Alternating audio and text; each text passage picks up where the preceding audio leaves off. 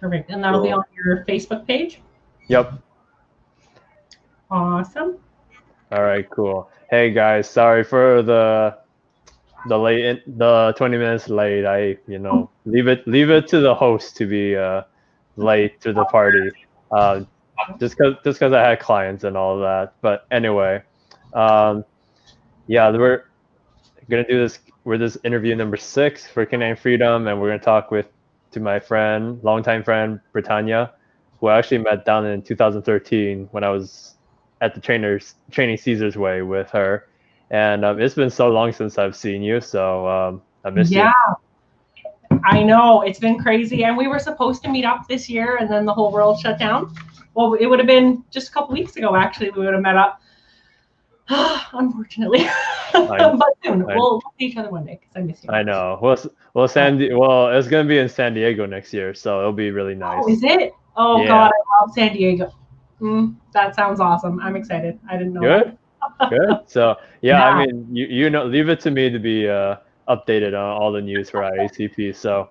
Yeah, definitely. That's I don't follow it closely enough. Mm-hmm. I actually just joined so that I could come to this one.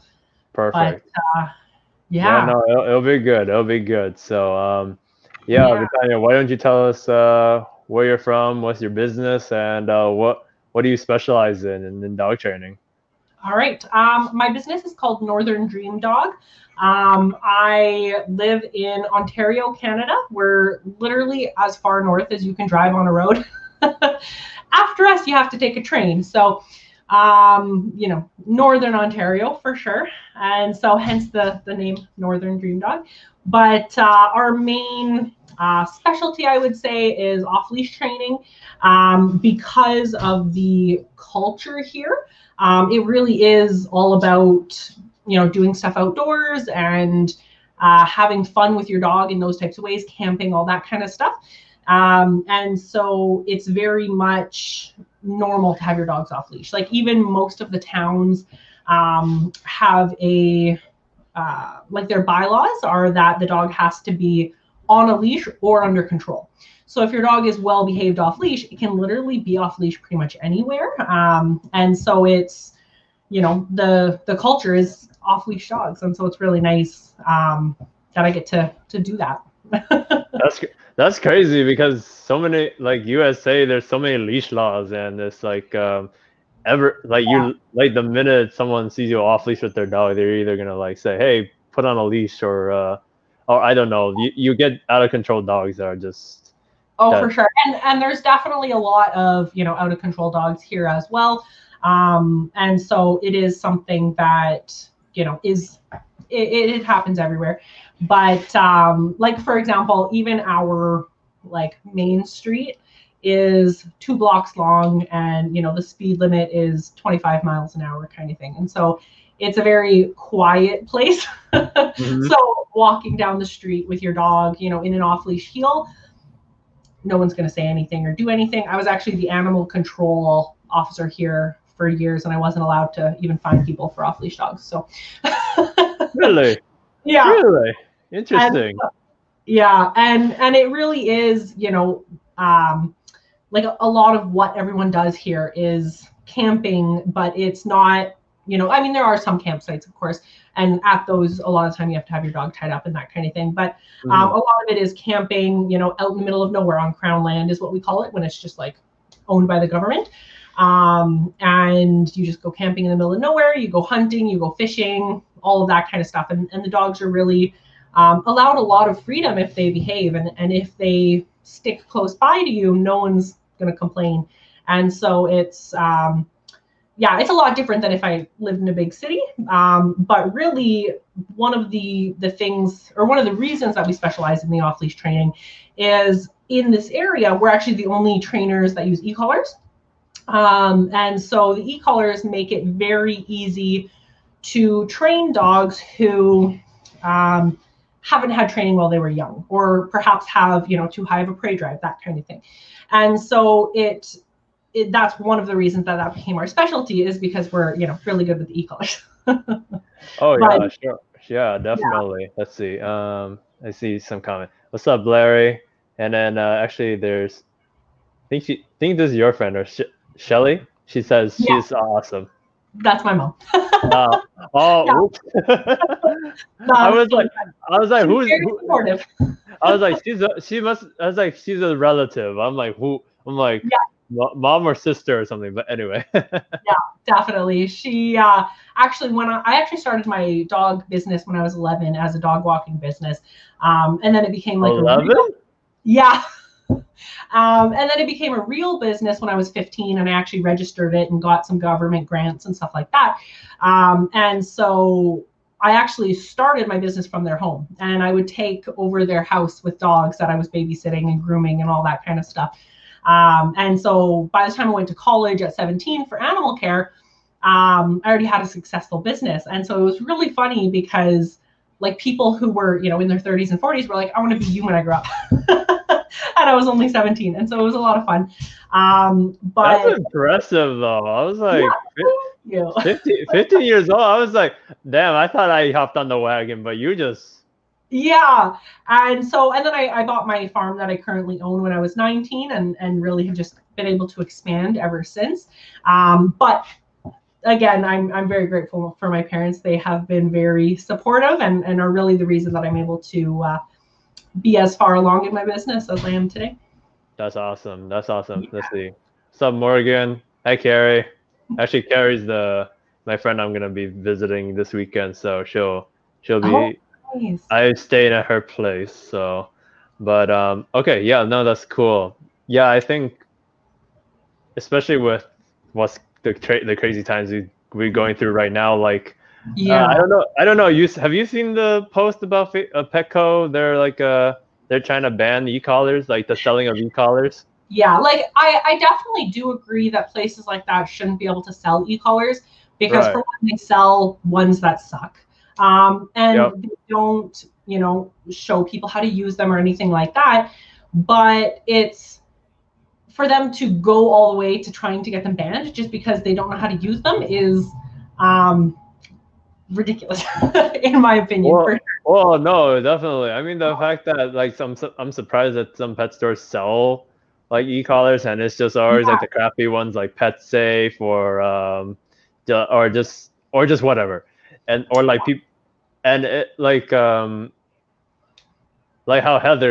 Heather Beck quotes it, it's not the tool, it's the fool. So it's just like it's like we could have 100 trainers that know how to use an e-collar, right? But there's gonna be like 1,000 owners that's just gonna say, "Oh, I'm just gonna buy a shock collar and just zap them with it," and I'm like, and then just get it from Amazon or just like Pet Safe kind of thing. And I've tried it. I've tried the $40 one from Amazon on my hand, and level 1 feels like level 10 on a mini educator. And for you guys listening, mini educator or like Dog Trot, those are brands of e-collars that we dog trainers really like to use just because of the quality and also just having the different levels from like 1 to 100 versus like the Petco or the Amazon brands where it's like 1 to 10 and the levels are really, really high. And so, I just wanted to clarify for those that don't know what e-collar or shock collars are, but it can be such a good tool, especially for like, especially with you, Brittanya, that is the only one that uses them and teaches dogs to be off leash just because hold on. Apple, what are you mumbling about? No, you can't have his bone. But I just hear this mumbling in the background. I'm just like, what the heck's going on? But yeah, I mean, it's just because dogs, and this is gonna be some corny crap that it's just like, dogs, they used to be, before living in houses and having leashes, they got to explore, they got to venture, and they just that's just being a dog. But and it just feels good to just be out hiking with your dog or just out in the field with your dog off leash. And then e-collar for me just feels like, and we can just talk about the benefits of just some e-collar training and just all that, and then you go over some steps on how you do it. But just the fact that I have it there as just safety. Exactly. It's no different from like going in my friend's car and not putting on a seatbelt. It's just like, well, it's like if something happens, if I don't wear it, I'm like, that was sort of my fault. Yeah, and that's really the thing is, you never know when you're going to need it, but when you do need it, you're glad you have it. Obviously, after the initial training process, for me personally, and the way that I work with it with a lot of my clients is we do teach our clients how to wean off of it fairly quickly, so it's not sort of a crutch, but the way that I use it personally is in my own farm, as well as the trails that I use mostly that are private property. I don't need the e-collar on my dogs. So they know, 100% that that's where they have to behave, also on my parents' property, that kind of thing. They are already completely comfortable with that. I don't need the e-collar. But whenever I'm going to go to a new place, where there might be a new distraction that they've never been around before, that kind of thing, I always put it on them. I haven't pressed it on certain of my dogs for like 3-4 years, but just in case I ever need it, I'm going to have it, because especially where we are, it's very possible that when I go for a hike, I'm going to run into a bear or a moose, and moose are worse than the bears. They're scary, but all of those types of things. And I want to know that my dogs are going to be safe, basically. Sure. And so, yeah, those are really the situations that I really love it for. And then of course, if you're, in town, cars and that kind of thing, knowing that even if a squirrel ran across the road, your dog isn't going to run out into the road. Or if they thought about it, you can break up that thought process and get their attention to get them to come back to you. And so it really is such a fantastic tool safety wise. And like you were saying, it gives the dogs that freedom, that ability to just be a dog. Like I personally own 9 dogs. If e-collars didn't exist, I wouldn't be able to own 9 dogs. Like it just wouldn't be, a realistic situation, because they would end up not having as fulfilled of a life as they do now. I can do so much more with them because I have the e-collars. I know I can, keep them safe, and I know I can bring them hiking wherever I want, and they're going to behave. If I had 9 dogs and I went to a hiking trail and say we saw a person with a dog coming towards us, you can't let 9 dogs run up to someone. Even if your dogs are all friendly, that person's going to be terrified, right?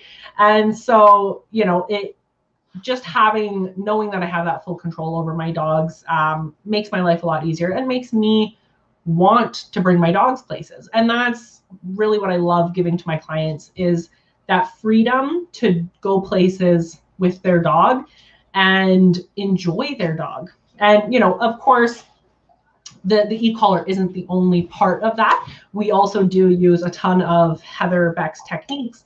And so, teaching that calmness first, teaching the dog to be able to calm down when we ask them to, combined with the off-leash reliability, really makes for a fantastic dog. Right on. So, why don't you go over like the first steps in how you would do an off-leash training? Like, just what would you do? Would you practice a lot of the recall, or just being out off leash on a long line with the dog before you do e-collar, or you go right into e-collar to teach them? Yeah, so it really is a combination of things, and it does depend on the dog. Like for me personally, I would say my techniques are mostly based on Heather Beck's techniques, as well as Duke Ferguson's techniques, and so they're very different in training. And so basically, a lot of what I do is pulled from either bit of that, depending on what the dog needs. So for example, a dog who's more food driven is going to be getting more sort of Duke Ferguson style, because that is very food related, that kind of thing. Where did you learn e-collar techniques from Heather Beck? Just like very brief. Yeah, Because I know she likes to learn from. I know she learned it from Mark Goldberg, and yeah, I'm trying to save up for that. I actually just ordered his book, so yeah. So going to a shadow program with her was originally how I learned e-collars, and mhm. those types of techniques I find fantastic for dogs who are less food driven or less motivated to please you, that kind of thing, because it all focuses on pack drive and a lot of movement and calmness. Where a dog who is, more excitable or wants to please me, it's mostly going to be reward based, the way that we train the off leash.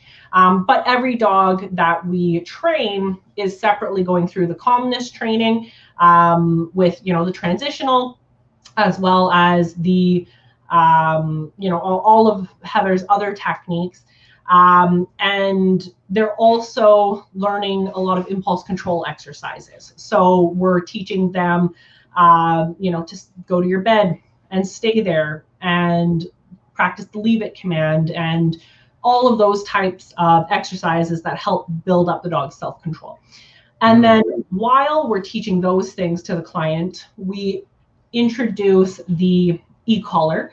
And the way that we do that is we find the dog's working level, which means to essentially the lowest level that the dog is able to feel. So I personally can't feel it on a mini educator until about a 13 or 14, where the majority of dogs that I train work between a level 5 and a 15. Yeah, And so I'm at a level 8, so yeah, yeah. And so it is, it's not uncomfortable at all at that level. It's depending on the person. Some people say it feels like a tickle or just a little tingle, or, that kind of thing. And so really the goal is to find that first level that the dog is able to feel. And, they let me know that they feel it by, for example, looking over their shoulder, like, oh, what just touched me, that kind of thing. And so the majority of dogs, that the first week that the client gets the e-collar, all they're going to do is press that low level, whatever level it is. They're not allowed to turn it up at all at this point. They're going to press that, say the dog's name and say here, and then give the dog a treat. And so if, the dog's following them around, they're just taking 2 steps back while they do that. If the dog is not paying attention and doing something else, then they'll pull the dog towards them with the leash, that kind of thing. And so what that does is, for one, it gets the client comfortable with the e-collar.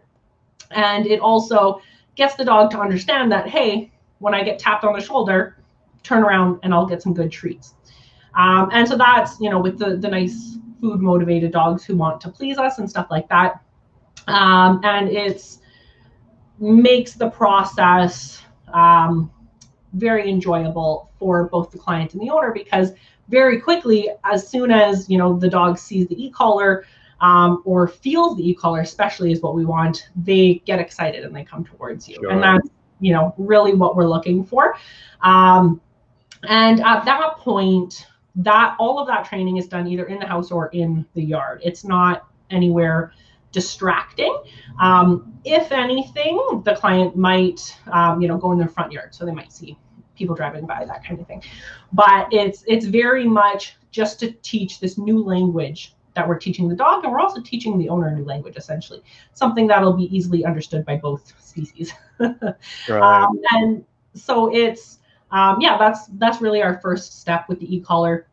And then usually what happens is, at the second lesson, I teach the client how to turn up the e-collar if the dog doesn't respond. And usually the reason that the dog wouldn't be responding would be because its adrenaline shot up because it saw something distracting. So that might be a person walking by, it might be a dog, a squirrel, whatever it is. And so in that case, also during that first week, the client is told to practice turning it up and pressing it without having to look at it. And we want them to be able to turn up the e-collar by about 5 to 10 levels without having looked at it. And so that second week, what we do is, we teach them how to turn it up. And so essentially the goal is to get to whatever level is their new working level under adrenaline. And so for some dogs, that might be raising it by 10 because they saw a dog cross the street. For others, it might be raising it by 30. It really depends how high the dog's prey drive is and all that kind of stuff. But we're always, at this point, still having the dog on a long line. And so if the dog is confused, having a hard time, anything like that, we give them extra information by pulling them in with the leash. And we also here have our farm, our homestead. And so we have a lot of animals here for the dogs to practice around.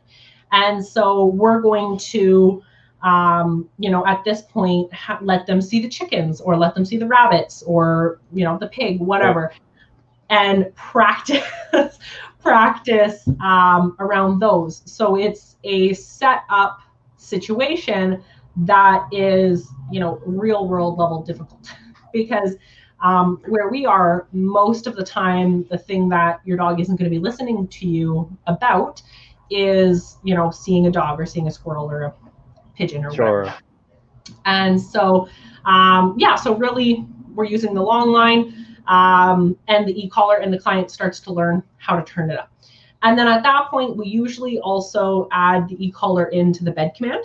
And so at that point, we're going to be correcting the dog if they get off of the bed. But at this point, majority of dogs are doing very well at the bed command because we taught it with positive reinforcement that first week, right? Mm-hmm. And so they're really only being corrected with the e-collar at that point with, very difficult distractions. And again, it's just at their working level or whatever is the lowest level that they're able to feel because of whatever adrenaline is being caused. And so that is how we teach the dog to stop a bad behavior with the e-collar. And so we're not, lighting them up. We're not using it like most pet owners would use one of those crappy e-collars where they just cause them pain and that's why the dog stops. We're actually teaching them the definition of the word no, the definition of the feeling, and what we expect them to do when those two things happen. And so usually at this point, say a dog gets up off the bed, I'm going to be pressing it out like an 11, 15, something like that, saying no, bringing the dog back onto the bed. And so that's introducing how we can use it as a correction. And so that's going to be another week where they practice turning it up when the dog is on a long line, and they're practicing the off-leash stuff on a long line though, and on the bed command. And so now by the third week, that's when we start to get into when it starts to all come together. Now it's going to be a more useful situation. And so at this point, the dog knows that if I say no and I press the continuous button, that means I'm not going to let it go until you stop whatever this bad behavior is, because that's how we taught them it with the bed command.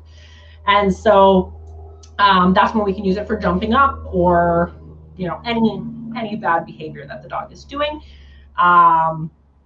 And usually at that point, we would add in some calmness training after they got the correction. And then the off leash, at this point, they come to our property, which is 4 acres that's completely fenced in. And we're going to practice. This is usually when the client lets their dog actually off leash for the first time, unless, they're a very confident client and they've already done that at home, then they do have our permission to do that. And yeah, basically we're going to, basically at that point, we're going to have the dog off leash in a safe environment because it's completely fenced in. And so but the dog doesn't know that because it's such a large fenced in area. And we're able to practice the off leash stuff and really help the client, get comfortable having their dog off leash when they actually see their dog recall away from a rabbit or, recall away from a chicken or turkey or whatever animal it is that day. One of my pigs likes to join in the lessons and steal all the dog's treats, but it really helps build their confidence. And that really is a big part of the, what the e-collar is there for, is to help the client feel comfortable putting themselves and their dogs in those situations, because without it, you know, if the dog decided not to listen, there's nothing you can do about it because the dog's already 50 feet away or whatever, right? And so that is really, you know, at that point, you just continue to practice those things, you know, correcting the bad behavior. And we have the client continue to come to us with different, and we practice around different dogs, different situations, or we go to the client and practice in their like their environment if there's a specific issue that the dog is having with, you know, say a neighbor's dog or something like that. If they're at the camp, we teach them not to go in the lake unless told, that kind of thing, calling them away from going swimming. And then from there, the dog really understands the sort of e-collar language, I would say. So then we can start to add in other cool things like an off-leash heel, staying in the yard, like we do a sort of like the underground fences, but with the remote. So we teach them the boundary, all of that kind of stuff. And that's really the main way I would say we use e-collars. And that's the sort of step-by-step. We are very lucky in our situation that we have, you know, the farm and the land to be able to practice on, because it makes it much easier, as well as having access to multiple dogs. So say if I go to a client's house because the dog likes to leave the yard and chase after people walking their dog, I'm going to, you know, pack my van with 5 dogs and practice. I'm going to go walk in front of their house and show them exactly what to do and practice that. Because we live in such a rural area, you can go for a walk and, you know, you can go for 6 walks and see 1 dog that whole time, 1 other dog. And so it can make life very difficult when you're trying to desensitize your dogs to things, as well as training them, you know, around certain distractions. So the fact that I'm able to sort of supply all of the distractions for my clients makes a big difference as well. Yeah, I remember you were telling me you were struggling with that because of, you know, you're not near the city or anything like that, and yeah, I mean, I mean, teaching your dog to be off leash can be so hard, especially because most of the time your dog has to be on leash, and then like I have a couple of friends, or I know a couple of people in the like more positive side of of dog training, where, you know, they just say you don't need a e-collar to train the dog to do off leash if they have a good recall, and just know that it pays well to be with you, kind of thing. Well, it's just those are just the things I hear a lot, where it's just it's like if you had like a lab, if you had like a really easygoing dog that had a good pack drive and was just like was just there with you. Like if you had any of those cupcake dogs, cool. Like good for you. But it's like if you have one of those, if you have like difficult dogs, or you have dogs that are more likely to chase a cat, like my Belgian Malinois, or just like those kind of things, it's just where that adrenaline or just that arousal, she just goes for it instead of like, she doesn't ask me, like, can I go chase it? It's like, she's just like, I'm going to go chase it because it's like right there. So, and that really is, you know, I think if I lived in a city or something like that, I would use less e-collars, because the dogs don't need to be off leash in a city. There's absolutely no reason for it to be necessary, right? Or if you're going to a trail, it's an off leash dog hiking trail. Like that's what it's made for. Everyone's expecting your dog to be off leash and not listening, you know, that kind of thing. Where like for me personally, because I have such a good setup, like my 2 youngest dogs weren't trained on an e-collar because I didn't need to, you know, like I got 2 really well-tempered dogs, which I kind of lucked out on that part because they're both rescues. But, you know, all of their training has been, for the most part, positive reinforcement. We did a little bit of long line work, but I have, like I was saying, 4 acres fenced in.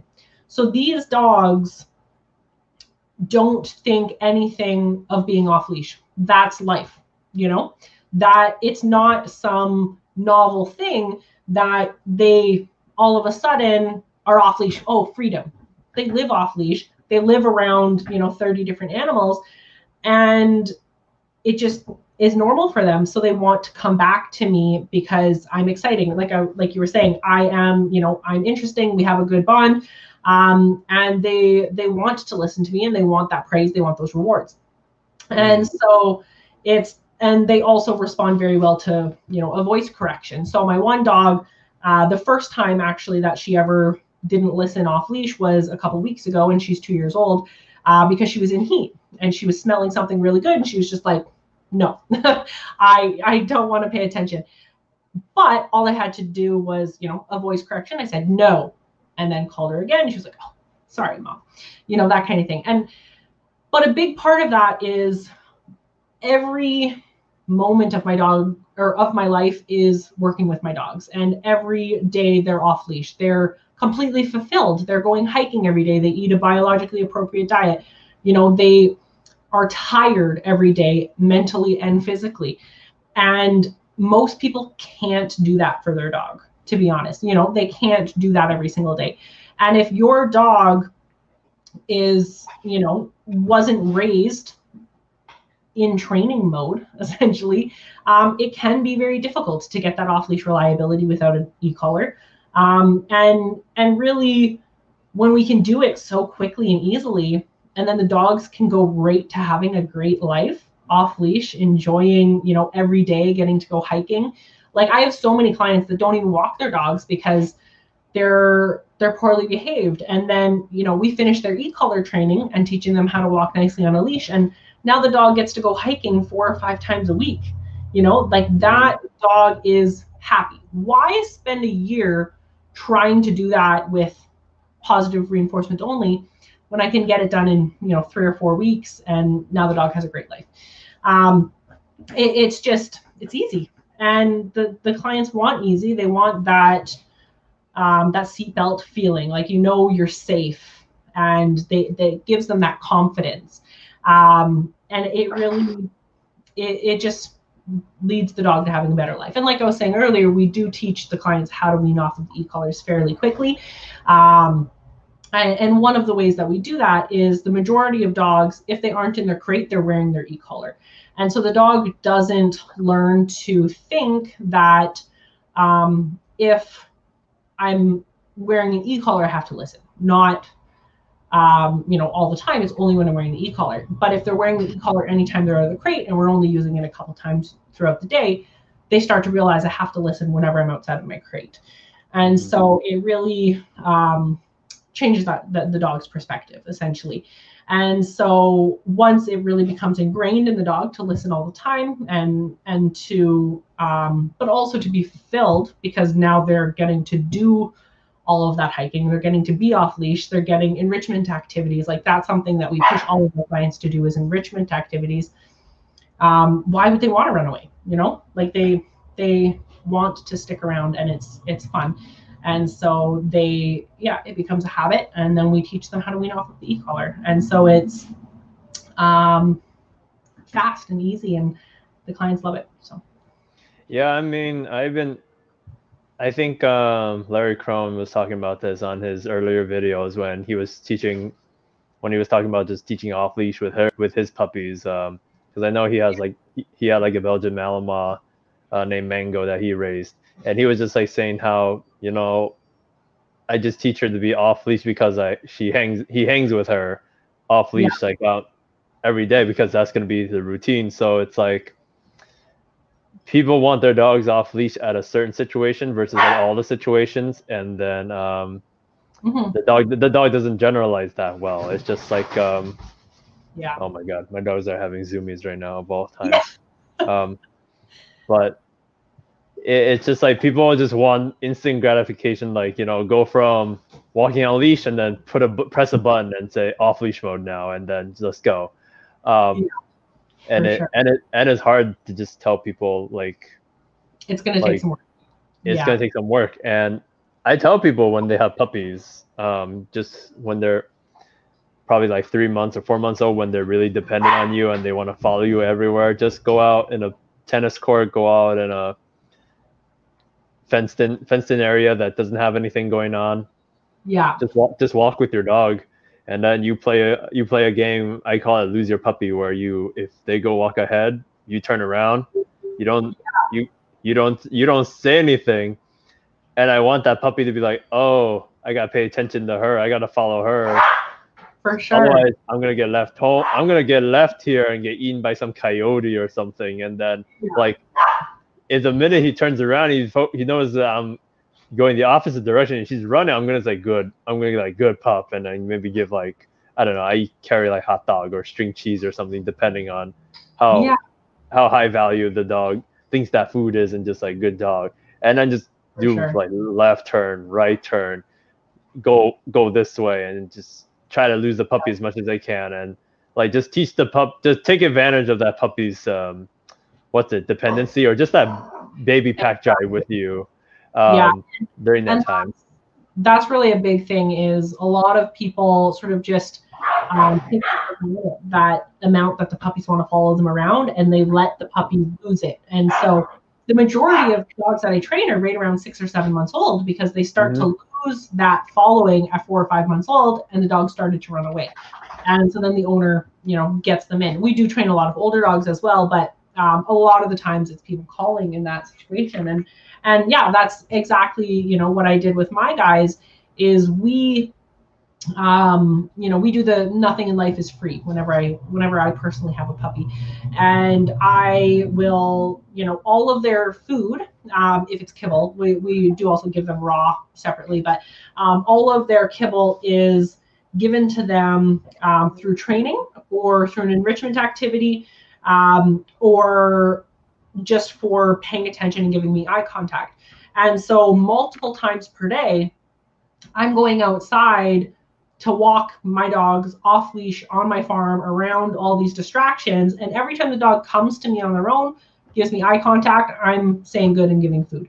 And so my dogs want to pay attention to me, because that's how they eat, really, but at the same time, my dogs are exercised very well. They're doing all that training and that enrichment, so they are mentally tired.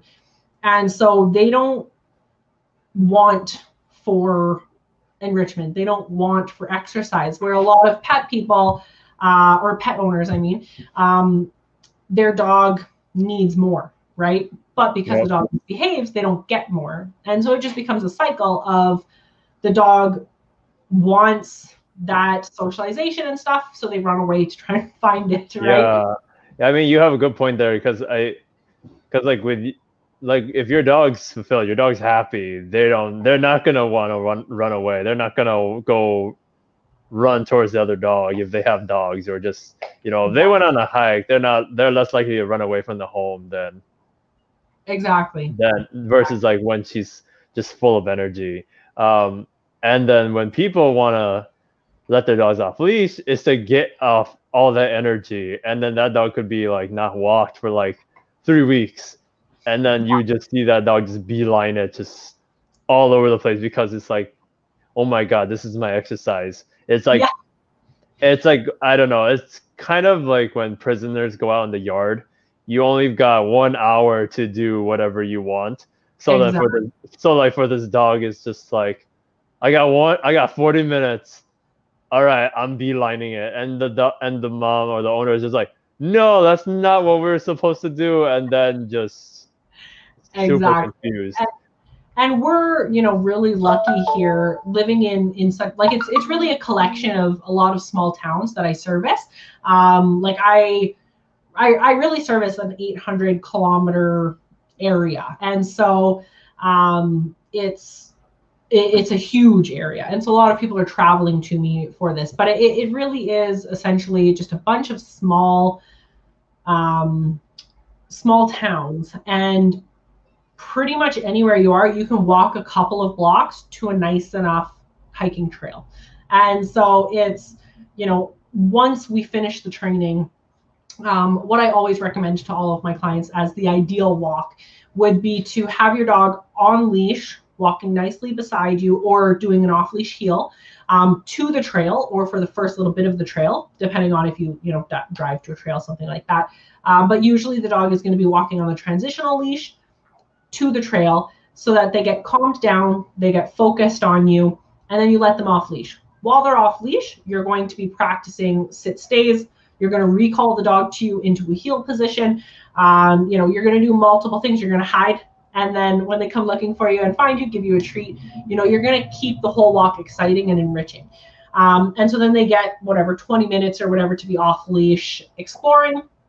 And then at the end, you're going to put the dog back on a leash or back into an off leash heel before you go home.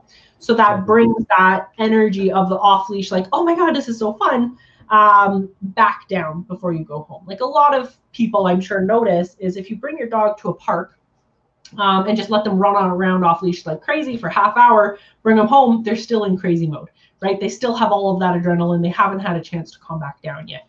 Mm-hmm. And so it really is sort of the ideal walk to do that. Like for me, the hiking trail that I bring my dogs on a lot of the time starts like 40 feet from my house. So we do the off-leash heel first, and at points throughout that. And so I'll have, my whole pack doing that off-leash heel. And it really does make a difference in the how much it fulfills your dog, because they get that structure, they get the training, and then they also get a chance to just be a dog all in one. And it really does make a big difference. Like every hike that I do, my pack is practicing sit stays. They're all practicing individual recalls. They're all practicing group recalls.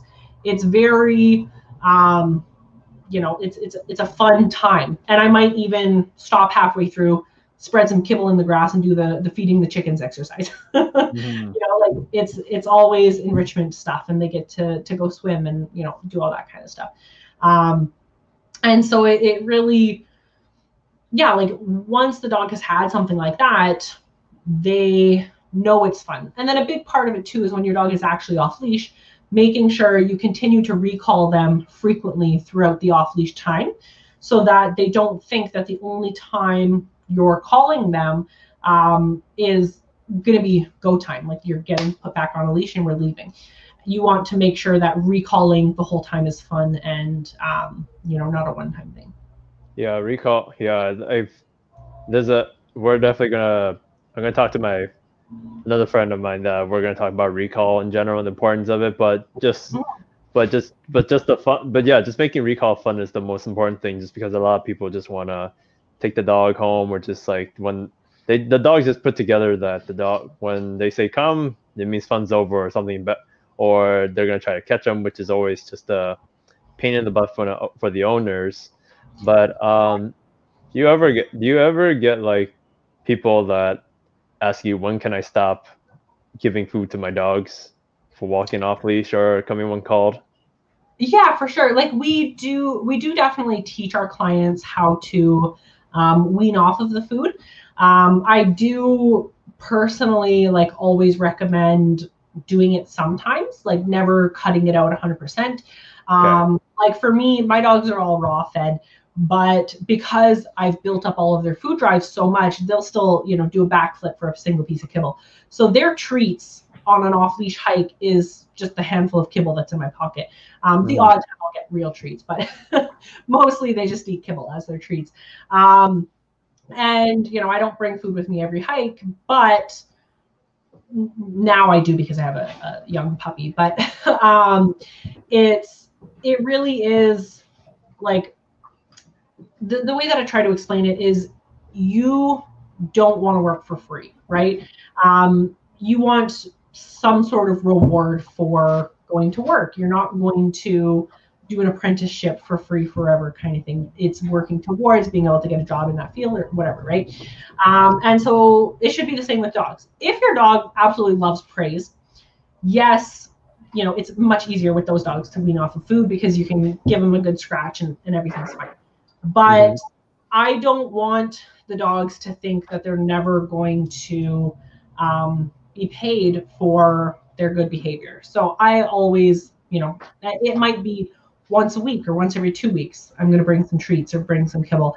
But and really that's exactly how we teach our clients to do it, is at least the first month, treats 100% of the time. We want to create that habit in their mind of loving coming to you. And then we slowly start to wean off after that. And you want to make sure it's not expected. So, not every other time. You want it to be every third and then 3 times in a row, or, whatever. And essentially what we usually recommend is weaning off of the food first and then the e-collar, so that if the dog decides they don't want to listen because there's not food involved, you have the e-collar back up to back it up, basically.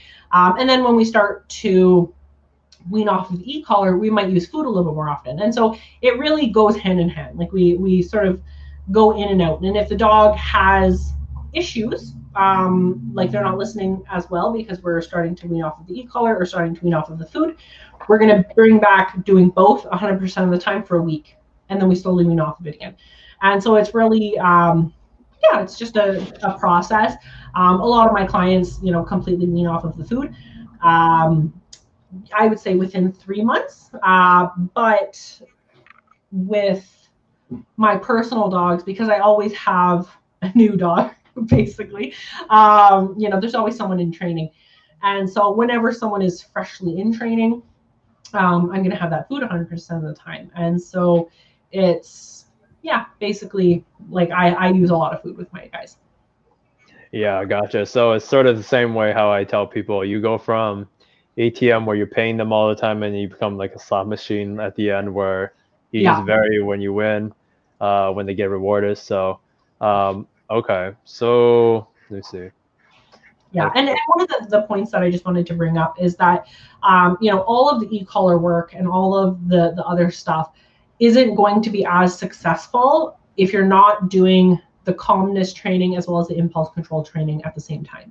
And so, the instructions that I gave today is just the off-leash part of it, because this is what we're doing and what we're talking about, right? And so if someone, is wanting to e-collar train their dog based off of this video or videos that we, show online, that kind of thing, then I highly recommend checking out, even just on YouTube, impulse control exercises for your dog. But or just call or get a dog trainer to teach you. For sure. But really, it is a whole package. Like if your dog doesn't have the impulse control first, you're really going to struggle with them, not coming back when there's a distraction, because they don't have that self-control to listen to you. And so you're going to find you're going to end up being a lot more heavy-handed and using a lot more punishment, a lot higher of levels on the e-collar, that kind of thing. And so it really is, keep the whole, it all works together, really, so that we can be as fair as possible to the dog, and really making the training as enjoyable of a process as possible as well. Okay. All right, gotcha. So I mean, like, for all the pet owners out there that are watching right now, and feel free to drop a question or anything like that. But yeah, teaching your dog to be off leash is not going to be as easy as you think, and it will take a lot of your time. So, but I've had collar trainer. I've tried to teach, and I don't call myself a master of e-collars in any way or form, but like I've tried to where 2 clients, I've used mini educators and I've taught the dogs like an idea, give them an idea, just when I tap and come back. But at the end, one client just lost the remote, the other one just kept the long line and just never used the e-collar. So it just really depends on how bad you really want to practice with your dog to be off leash, and then also like how willing. And like I was saying, I think that's a big difference between being in a city and being in such a rural area. Even somebody who lives in a city but goes hiking every weekend, their need isn't going to be as great as someone here, because we can easily go hiking every day. You know, like a lot of my clients, as soon as they get home from work, they go hiking. It's a 20-minute hike with, you know, a 10-minute walk to the hiking trail, that kind of thing.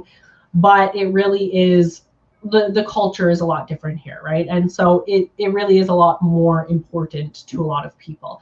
To be able to do that, or you're going to be going hunting, so you're going to be in the woods all day, and you don't want your dog to scare away the animals.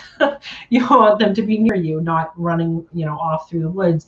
Or you're fishing, and so you're going to be sitting around all day, and you need the dog not to, again, take off into the woods. All of that kind of stuff. It really is like a cultural thing. And like I was saying, we do also teach dogs without the e-collar.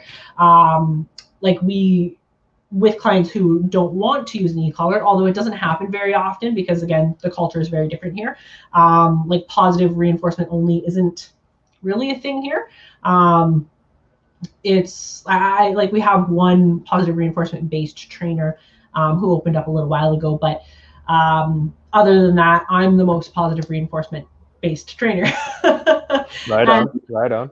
Yeah, and so it is very much, you know, even though I use e-collars, I do use a ton of food, and we do use a ton of reinforcement and all of that kind of stuff. And so it's, yeah, like it's a lot of it is a cultural thing. Like if I lived somewhere else, I probably wouldn't do it as much as I do, but it just makes the dogs able to enjoy the life that their owners are already leading. And that is just absolutely great to me. Like I love it. You know, it really makes me happy when my clients send me pictures afterwards of their dogs being able to go cool places off leash and go on camping adventures that otherwise they would have boarded their dog for the weekend because it didn't behave properly. But yeah, like we have trained clients before using just long lines, and it's a longer process. Usually we do it over about 15 weeks when it's long line only, rather than the 4 weeks for e-collar. And so with that, we essentially cut a foot off of the leash every week, and everything else is pretty much the same. And it makes it, you know, a slower process, but it works with a lot of dogs. That one, I would say it's easier, you know, with those happy-go-lucky dogs that want to please you rather than like a prey-driven husky. The prey-driven huskies, I'm more likely to, you know, recommend an e-collar. But yeah, like with my personal dogs, when I'm raising up a dog, it's a lot easier. And a lot of my clients who start off as puppies don't necessarily need the e-collar training, but they want it because they want to be able to feel safe that their dog is under control, and can be off leash as much as possible. And so it really is, yeah, like it just is, yeah, makes people feel comfortable. Yeah, I mean, so for the most part, it's like it's just all out of reinforcement, and just to like just in case, like just to make it briefer in general, just have them on a long line, make sure they're in a secure fenced area or wherever it feels tons of repetition. Lots of repetition, and it's just, you know, it's just part of every day. Probably just bring either their meal or their higher value food for the recall, getting them to pay attention when you turn back and forth, and getting them to do long line. And then just cut, like, is it every week? You make the leash shorter, or is it depends on the dog? Yeah, it usually is going to be once a week. We cut the leash by about a foot. That would be, sort of the goal with a long line. We're going to start at about a 15 to 20 foot leash. If we start with a longer line, say the person has a farm, so the dog has, you know, big wide open spaces to be able to enjoy, we're going to start with like a 50 foot leash and cut more off at each. Now what happens if like the dog like is really into like a scent, or just really like he found something really good and he's just walking off, he's following the trail, and then you're just like calling his name and the dog's just so the way that we teach it when we're using a leash, and we do also incorporate this with the e-collar stuff. So remember, until the 3rd week, the dog is always on the leash or on a long line with the e-collar. And so it's, it's the same thing. But essentially, it's going to look like incessant light pops until we annoy the dog enough that they decide to listen. Gotcha. And so we don't pull the dog in because a lot of dogs, will lean into that and want to pull more. So it's really just, a bunch of light, quick pops until the dog's like, oh, fine, and decides to come towards us. And so, yeah, that would be what we would do in that situation if the dog didn't respond the first time that we called them. When we're doing e-collar training, or for off-leash off-leash recall, whether it's the long line or the e-collar, for us, that's the only command that our clients are trained to repeat. So other commands, you don't repeat them if the dog knows the command. Where with the off-leash, with the e-collar, what we say is you're not allowed to repeat yourself unless you've turned up the e-collar. So if you have to say it more than once, the dog needs to be getting a higher consequence for that. And majority of time that is going from like level 11 to a level 15 on a mini educator. It's not, a lot. It's just enough that whatever level of adrenaline, they're still going to be able to feel it. Where with the leash popping, it's the same thing essentially. If I call the dog to me, they're on a long line and they didn't listen the first time, I'm going to call again when I start popping, basically. And so that's when you're allowed to repeat yourself because you upped the consequence, which is the leash popping. Gotcha. Yeah, right now I'm working with a dog. He's like a flat coat shepherd mix, and oh, nice. This woman adopted him for 10 days, and then she broke her leg, and then she's boarding at this. The dog is boarding at this boarding facility that I'm helping out with for like 6 weeks, and so it's like before she had this small dog, and she would just go with the owner in the 25 acres of vineyard.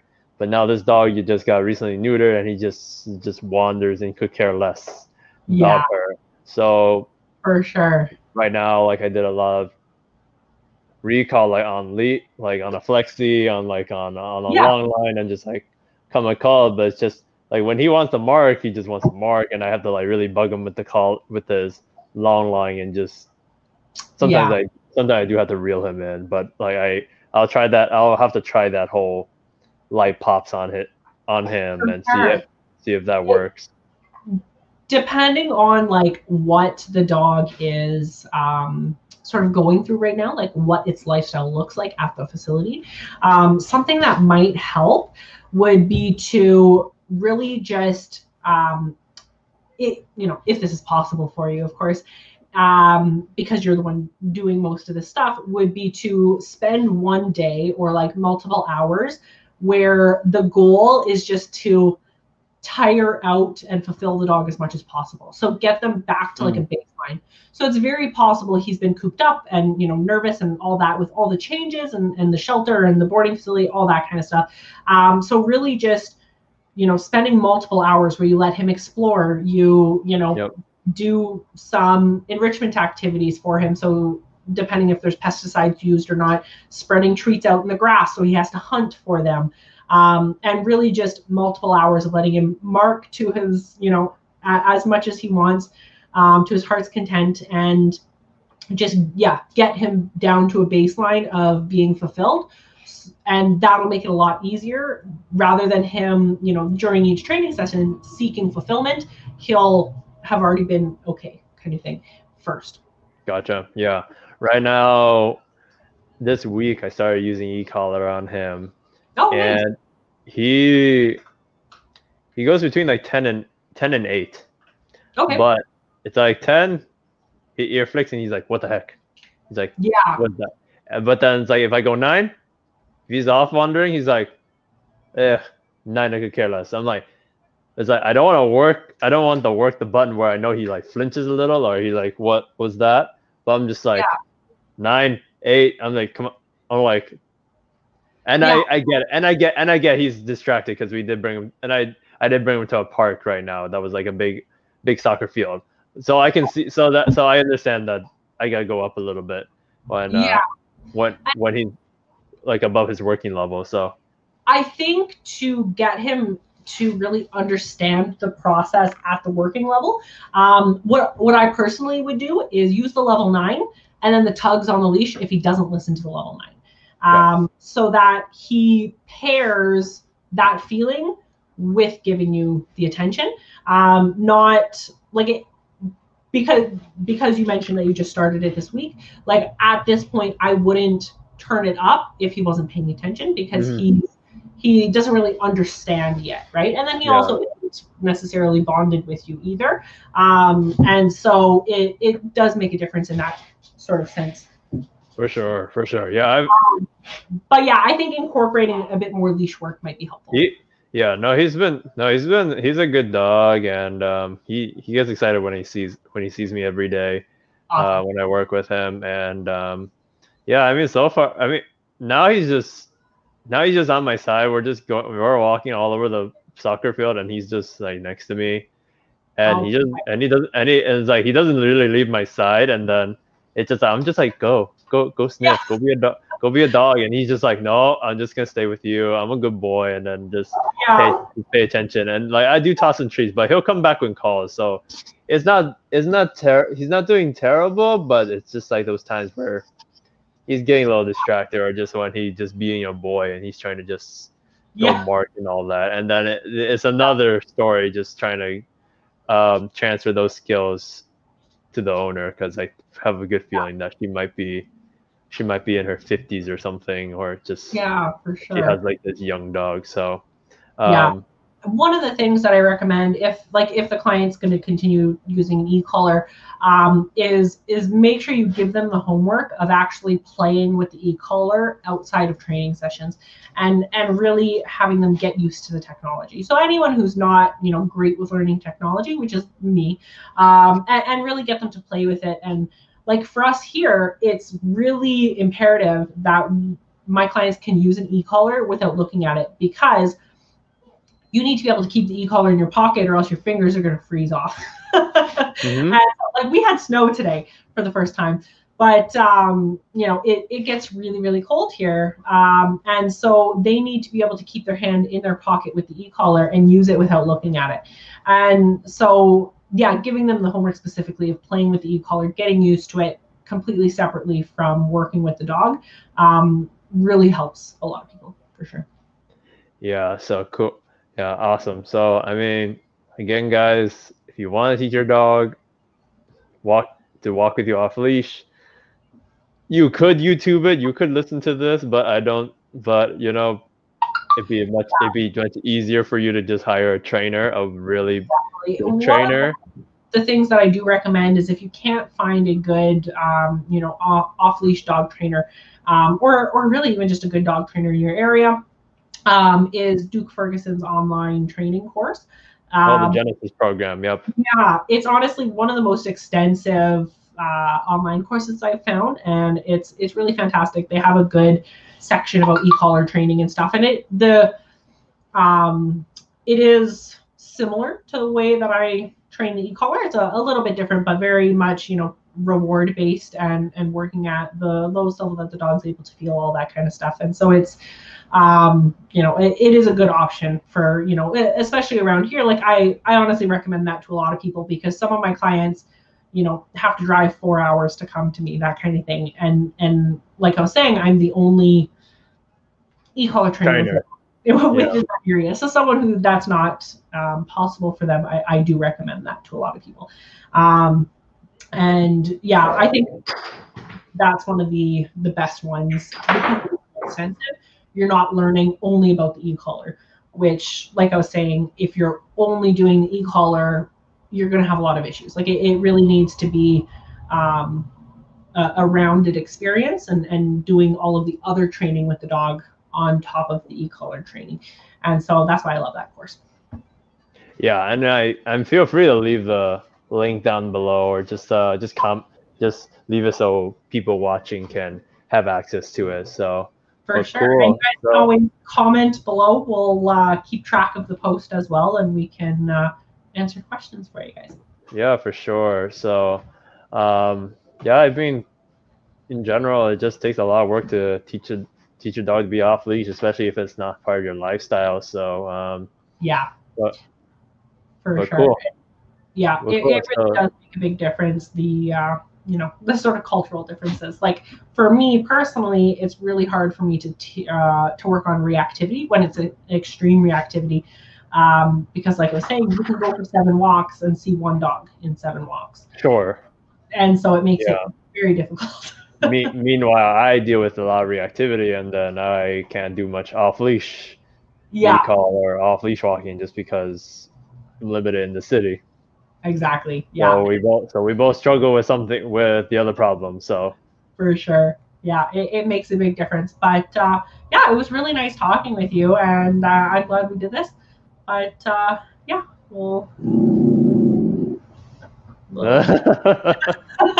um, that's one way. That's one way to end it. So yeah. All all right, right. Well, yeah. Thank you very much, and I'll talk to you soon. I'll talk to you soon. Give a shout out to Brittanya and her business. And if you're up there in Canada with her area, go hit her up. All Perfect. right, cool. Have a good day.